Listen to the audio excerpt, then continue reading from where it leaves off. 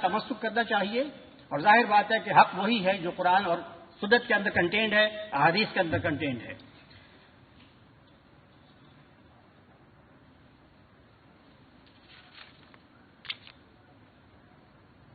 اس آخری دور کو مولانا وحید الدین صاحب نے دور دعوت کبریٰ قرار دیا ہے، دعوت کبریٰ، اور یقیناً اس میں بھی صداقت ہے۔ ملٹی میڈیا اور الیکٹرانک میڈیا کے حوالے سے جتنے بڑے پیمانے پر حق کی تشہیر ہو رہی ہے، قرآن کی تعلیمات کی تشہیر ہو رہی ہے، وہ ایسے مواقع پیدا کرتی ہے کہ اس کو ہم کیش کریں۔ اور اس ضمن میں آخر میں آپ سے درخواست کروں گا کہ چونکہ وقت بہت کم ہے، ہمارے جو پڑھے لکھے لوگ ہیں وہ ماڈرن اور گاڈ لیس سیکولر یونیورسٹیز کے آئرن کیج سے باہر نکلیں۔ اب یہ ٹرمینالوجی بھی وہی ہے کہ جو ویسٹ کے لوگوں نے خود دی ہے، آئرن کیج، جس طریقے سے پلیٹو نے ایک ایلیگوری دی تھی کیو کی، کہ اس میں سے نکلنے کے والے جو لوگ ہیں اپنے آپ کو وہاں سے چھڑا کر جو باہر آتے ہیں وہی روشنی کے اندر آتے ہیں، انہیں دین حق حاصل ہوتا ہے اور معرفت حاصل ہوتی ہے۔ تو اس کی کوشش ہمیں بھی کرنی ہے، اپنے فکر کو صحیح رکھنا ہے، قرآن اور سنت سے تمسک اختیار کرنا ہے، اور پھر ایک کسی جمعیت اور جماعت کے ساتھ جڑ کر انقلاب کی کوشش کرنی ہے۔ وآخر دعوانا الحمدللہ رب العالمین۔ شکریہ ڈاکٹر ابصار صاحب۔ اب پروگرام کے آخر میں امیر تنظیم اسلامی حافظ عاکف سعید صاحب خطاب فرمائیں گے۔ ان سے میں درخواست کرتا ہوں کہ وہ تشریف لائیں اور اپنے خیالات کا اظہار فرمائیں اس موضوع کے حوالے سے۔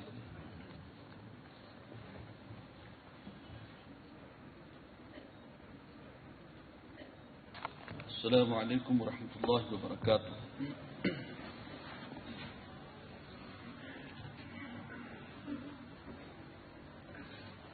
نحمده ونصلي على رسوله الكريم، أما بعد، فأعوذ بالله من الشيطان الرجيم، بسم الله الرحمن الرحيم، والذين جاهدوا فينا لنهدينهم سبلنا وإن الله لمع المحسنين، وقال النبي صلى الله عليه وسلم: خيركم من تعلم القرآن وعلمه، رب اشرح لي صدري ويسر لي أمري واحلل عقدة من لساني يفقهوا قولي، اللهم ألهمني رشدي وأعذني من شرور نفسي، آمين يا رب العالمين۔ معزز مہمانان گرامی، قابل احترام سامعین اور سامعات، مجھے احساس ہے کہ وقت پہلے ہی بہت زیادہ ہو گیا ہے۔ ہمارا ٹارگٹ 1 بجے تک کا تھا اور 1 بج چکا ہے، چنانچہ میں حیران ہوں کہ اب میں کیا کہوں، کیا باتیں آپ کے سامنے رکھوں اور کیا نہ رکھوں۔ باتیں بہت سی ہیں جو اس وقت کرنے کی ہیں، انشاءاللہ پھر کسی اور موقع پر عرض کروں گا۔ چند نکات ہیں جو اس موقع سے فائدہ اٹھا کر اور کچھ اضافی وقت آپ سے مستعار لے کر آپ کی خدمت میں پیش کرنا چاہتا ہوں۔ سب سے پہلی بات یہ ہے کہ آج کے سیمینار کا جو عنوان ہے اس میں آپ نے نوٹ کیا ہوگا کہ محترم ڈاکٹر اسرار احمد صاحب رحمہ اللہ کی شخصیت کو عنوان نہیں بنایا گیا، موضوع نہیں بنایا گیا، بلکہ آپ کا جو اصل مشن تھا، اس لیے کہ لفظ خواب کی بھی میں کچھ تشریح کروں گا کہ خواب سے اصل مراد یہاں پر مشن، وہ مشن ہے کہ جو بہت زیادہ قیمتی ہے، جس کے لیے انہوں نے ساری عمر لگائی ہے اور جس کے لیے پوری قوم کو دعوت دیتے رہے، اور خود اس ہال میں بھی اسی مشن کے حوالے سے متعدد بار انہوں نے مفصل خطاب فرمائے۔ اس سے پہلے بہت سی جماعتوں اور اداروں کی طرف سے تعزیتی ریفرنس ڈاکٹر اسرار احمد صاحب کی شخصیت کے حوالے سے ہوئے ہیں، اور ان میں والد محترم رحمہ اللہ کی شخصیت اور ان کی دینی خدمات کا تذکرہ ہوا اور بھرپور انداز میں خراج تحسین پیش کیا گیا۔ ایسے بہت سے پروگراموں میں مجھے بھی اور برادرم ڈاکٹر عارف رشید صاحب کو بھی اور محترم چچا ڈاکٹر ابصار احمد صاحب کو بھی شرکت کا موقع ملا ہے، لیکن آج کی جو یہ نشست ہے یہ خاص اس مشن کے حوالے سے۔ آج ہماری خوش قسمتی ہے کہ جن مقررین کو بھی دعوت خطاب دی گئی تھی اور جن کا اعلان کیا گیا تھا وہ سب کے سب تشریف لائے. الحمدللہ کہ پروگرام کا آغاز بھی تقریباً وقت پر ہی ہوا، اور یہ روایت جو والد محترم رحمہ اللہ نے قائم کی تھی کہ وقت پر پروگرام کو شروع کیا جائے، اللہ کا شکر ہے کہ وہ روایت برقرار رہی، اور اس میں آپ سب حضرات کا تعاون بھی شامل ہے. میں آپ سب کا شکر گزار ہوں. جہاں تک صدارتی تقریر کا تعلق ہے، اس میں تقاریر پر تبصرہ بھی شامل ہوتا ہے، لیکن میں نہ تو اپنا یہ مقام سمجھتا ہوں اور نہ ہی وقت اس کی اجازت دے رہا ہے. اور سچی بات تو یہ ہے کہ جو کچھ بھی یہاں بیان ہوا وہ آپ سب کے علاوہ میرے لیے بھی علم میں اضافے کا موجب تھا، اور بہت ہی عمدہ، قیمتی، جامع گفتگو ہر مقرر کی طرف سے سامنے آئی ہے، اور جو یقیناً ہم سب کے لیے موجب افادیت تھی. میں جو کچھ آپ کے سامنے خاص طور پر کہنا چاہتا تھا اس کا بہت بڑا حصہ یا ایک حد تک اس کی تلافی برادرم خالد محمود عباسی صاحب کر چکے ہیں. تنظیم اسلامی کے ساتھیوں کو پیغام اور حلقہ احباب میں شامل یہ دوست جو آج موجود ہیں، جو محترم والد محترم کی سے محبت اور عقیدت اور ایک قلبی تعلق کی وجہ سے تشریف لائے ہیں، ان سب کے لیے جو پیغام تھا وہ بہت حد تک خالد محمود عباسی صاحب کی گفتگو میں سامنے آ چکا ہے. عنوان کے حوالے سے پہلی بات یہ ہے کہ خواب جو ہے وہ ایک منفی معنی میں بھی استعمال ہوتا ہے، لیکن یہاں یہ ایک مثبت معنی میں ہے. مراد ہے مشن اور غلبہ اسلام کی آرزو اور تڑپ. اقبال نے بھی ایک خواب دیکھا تھا، اور میں محسوس کرتا ہوں کہ بہت سے اعتبارات سے والد محترم کی جو جدوجہد رہی اور جو آپ کے افکار رہے وہ اقبال کی ہی فکر اور جدوجہد کا ایک تسلسل نظر آتا ہے. اقبال نے بھی احیاء اسلام کا خواب دیکھا تھا اور کہا تھا کہ آب روان کبیر تیرے کنارے کوئی دیکھ رہا ہے کسی اور زمانے کے خواب. اسی طریقے سے اقبال کو ہم مصور پاکستان بھی کہتے ہیں کہ پاکستان کا خواب بھی سب سے پہلے اقبال ہی نے دیکھا تھا، اور تصور جو پیش کیا تھا وہ خواب کیا تھا؟ اقبال نے تجویز نہیں دی تھی کہ بر صغیر کے اندر جو ہے اس کے ایک حصے میں مسلمانوں کے لیے ایک الگ خطہ ہونا چاہیے، یہ نہیں بات تھی. خطبہ احمد آباد میں جو الفاظ تھے انہوں نے کہا تھا یہ ڈیسٹنی ہے، یہ تقدیر مبرم ہے کہ پاکستان ایک ریاست وجود میں آئے گی، اسلامی ریاست ہندوستان کے شمال مغربی حصے میں. یہ تقدیر مبرم ہے، وجود میں آ کر رہے گی. انہوں نے اپنا خواب سنایا تھا اور یہ پیشین گوئی تھی.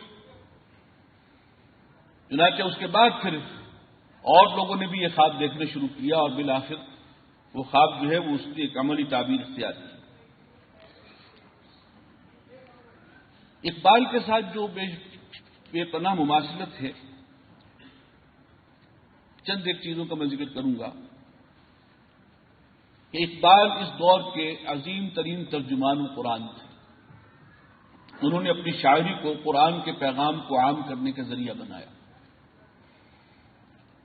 اور اس کے ساتھ ساتھ یہ امت مسلمہ جو ہے یہ ایک بکھرا ہوا بے ترتیب منتشر قافلہ، اس کو پھر ایک منظم شکل میں مربوط کرنے کی کوشش جو ہے اقبال نے کی ہے.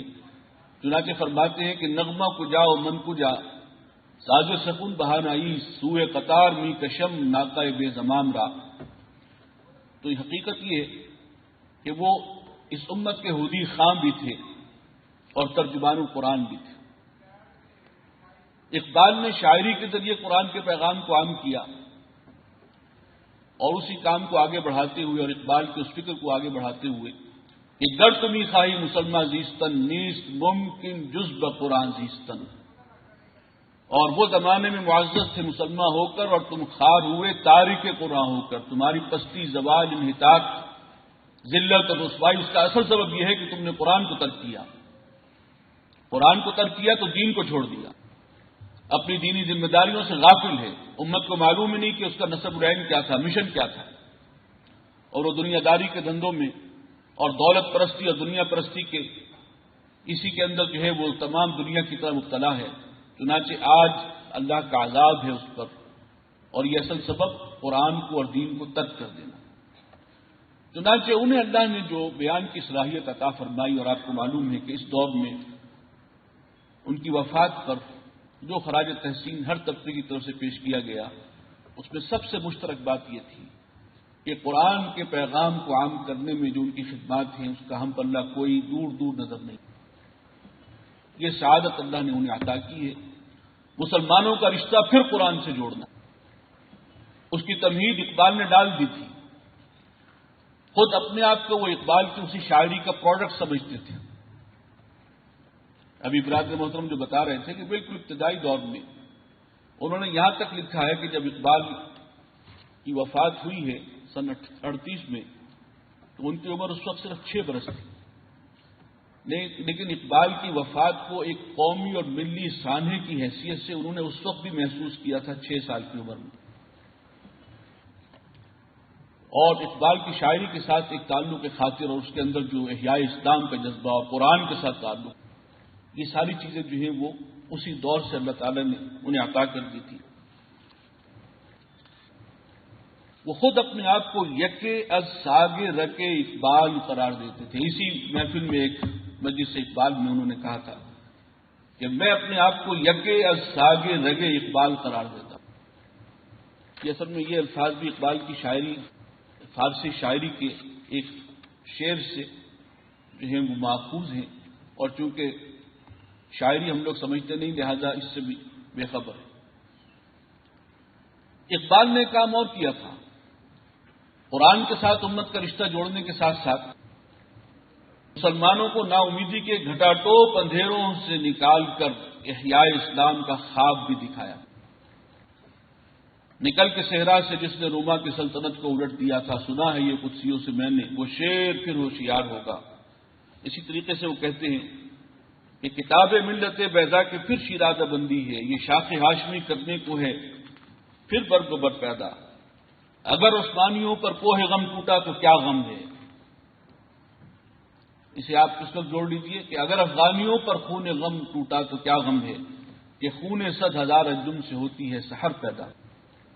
تو نوا پیرا ہوا ہے بلبل کہ ہے تیرے ترنم سے، کبوتر کے تنے نازک میں شاہی کا جگر پیدا۔ سبق پھر پڑھ صداقت کا، عدالت کا، شجاعت کا، لیا جائے گا تجھ سے کام دنیا کی امامت کا۔ آپ ذرا اس وقت کو ذرا ویژولائز کیجیے، کئی صدیاں بیت چکی تھی انگریز کی غلامی میں پستے ہوئے، پورا عالم اسلام محکوم تھا، غلام تھا فرنگ کا، یورپی اقوام کا۔ تفصیل میں جانے کا موقع نہیں، اشارہ کر رہا ہوں۔ اور ایک ناامیدی اور مایوسی پورے عالم اسلام پر چھائی ہوئی تھی، جیسے آج صورتحال ہے۔ آج ہم پھر محکوم ہیں، پھر غلام ہیں، اور وقت تو نہیں ہے، لیکن تذکرہ کیے بغیر آگے بڑھنے کو دل نہیں چاہ رہا کہ اس وقت جہاں ہمیں اور بہت سے ایڈوانٹیجز حاصل ہیں اس دور کے مقابلے میں، اس میں ایک یہ بھی ہے کہ برابر کی سرزمین میں وہ لوگ کہ جن کے دلوں میں ایمان موجزن ہے اور جو اللہ کی توحید پر واقعی یقین رکھنے والے ہیں، انہوں نے ثابت کر دکھایا کہ اقبال نے وہ جو کہا تھا کہ مومن ہے تو بے تیغ بھی لڑتا ہے سپاہی، یہ کوئی مبالغہ نہیں تھا، یہ حقیقت ہے۔ ابھی اولیہ مقبول صاحب بھی اس کا ذکر کر رہے تھے، میں بھی رہ نہیں سکتا کہ میرے نزدیک اس وقت انسانی تاریخ کی سب سے بڑی جنگ لڑی جا رہی ہے معرکہ حق و باطل کے حوالے سے، اور جو صورتحال افغانستان میں اس وقت ہے، انسانی تاریخ میں اس سے پہلے کبھی یہ عدم توازن نہیں تھا۔ کفر اور ایمان کی قوتوں کا، حق و باطل کی قوتوں میں یہ فرق کبھی نہیں تھا جو آج ہے۔ یہ میں بڑے دعوے سے کہہ رہا ہوں، اس لیے کہ ایک تو کوانٹیٹیو اعتبار سے اگرچہ قرآن کہتا ہے کہ وہ کم من فیۃ قلیلۃ غلبت فیۃ